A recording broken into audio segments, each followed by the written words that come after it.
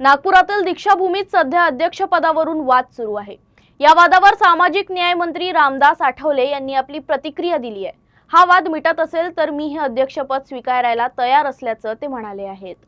दीक्षाभूमीचा जो वाद आहे तो वाद अध्यक्षपदावरून आहे आणि आपले मंत्रीचे नाव काय आपले सुरेश ससाई जे आहे यांच्याबद्दल आम्हा सगळ्यांना मोठा आदर आहे आणि ते या समितीचे अध्यक्ष गवई साहेबांच्या शिफारशीनंतर ते झाले होते हे बाबा आणि अनेक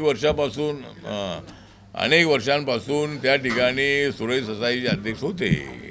पण एकच अध्यक्ष काय हमेशा नसतो म्हणून त्या ठिकाणी काहीतरी बदल झालेला आहे। पण तरी मला वाटतं की हा वाद मिटवावा आणि हा वाद मिटत नसेल तर माझ्यावर जबाबदारी द्यावी। मी दीक्षाभूमी चालवायला तयार आहे, त्यामुळे ठीक आहे वाद मिटेल आणि दोघांनी सामंजस्याने घ्यावं। आपल्याला हे आदरणीय स्थान आहे आपलं आणि त्याच्या डेव्हलपमेंटसाठी आपल्याला प्रयत्न करायचा आहे।